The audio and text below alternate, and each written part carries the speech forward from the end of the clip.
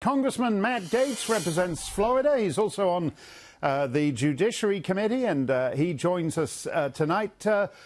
Congressman, I think it was on Christmas Eve, that instead of the NORAD Santa tracker, NORAD ought to have an impeachment articles tracker to see how long it's taking to do the 73 feet from Nancy Pelosi's office to the Senate. I think it's somewhere over the jungles of New Guinea right now. Is she actually going to bring this thing home and deliver it to McConnell?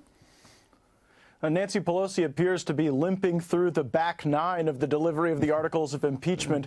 And I think for regular folks in this country, it's quite interesting to see an impeachment with first no crime and no victim, but now no transmission of the articles themselves. Listening to that montage you had of the mainstream media giving Nancy Pelosi a proverbial cat bath, it just reminds me that the rest of us ends up stuck with the hairball with this sort of bizarre circumstance where just weeks ago it was Jerry Nadler and Eric Swalwell saying things like nothing could be more urgent than this impeachment. Swalwell called it a crime spree in progress, and now Nancy Pelosi sort of holds the articles of impeachment like some demented, non-Santa Claus not delivering the gifts to the children. It's very strange to observe.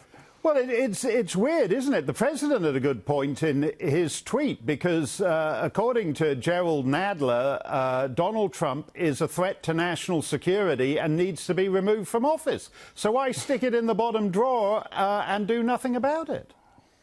Well, it demonstrates that this was a political process from the beginning. We're about to turn over a new year, a new decade, but we continue to see the same politics just by new means. And what Democrats have done is they've really cheapened the impeachment process to any disagreement about the utilization of presidential power or any disagreement at maybe a president's different type of approach to a particular problem set all of a sudden becomes impeachable now. And when they say in their court filings that they're not done investigating articles of impeachment, I actually believe them because they have no agenda for the American people. So they are substituting this process, these investigations and impeachment, for actual legislation that might improve the lives of the people that were elected to serve. Well, doesn't that court filing really give the game away? Because it's one continuous investigation, just as Russia led into Ukraine, and, maybe Trump was on the phone to some guy in Tajikistan, and we can put that on hold for next week's